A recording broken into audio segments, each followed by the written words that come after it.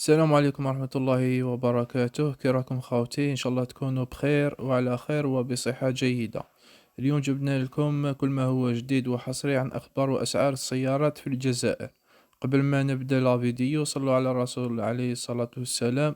ديرونا جيم للفيديو تشجيعا، باش نستمروا في نشر المزيد. أبونيو في القناة وفعلوا زر الجرس ليصلكم كل جديد. خاوتي، عليكم بالدعم وعلينا بالخدمة. نبدأ على بركة الله. بيان هام من شركة سوناتراك إلى المسجلين في مسابقة التوظيف. كشفت شركة سوناتراك أنه يمكن للمترشحين في المسابقة الوطنية للتوظيف تصحيح معلومات التسجيل الخاصة بهم.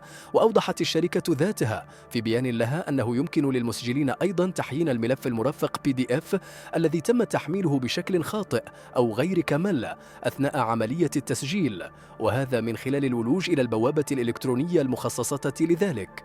وحسب المصدر ذاته فإنه يمكن للمسجلين إجراء عملية التصحيح بداية من يوم غد الأربعاء على الساعة 2 زوالا إلى غاية يوم السبت 14 من ديسمبر على الساعة 8 مساء عن طريق الولوج إلى هذا الموقع https://national-recruit-sonatrach-correct.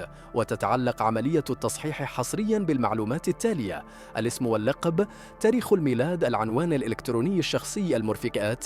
يجب تحميل الوثائق المرفقة الثلاث التالية ذكرها في ملف PDF واحد بسعة 3 ميجا أوكتي كحد أقصى 3 ميجا بايت: الشهادة العلمية، بطاقة الهوية، شهادة التسجيل في الوكالة الوطنية للتشغيل. الترتيب غير مهم. للإشارة فإن هذه البوابة مخصصة حصرياً لتصحيح البيانات الخاطئة المذكورة أثناء عملية التسجيل، ولا ينبغي للمترشحين المسجلين بشكل صحيح وكامل الولوج لهذه البوابة.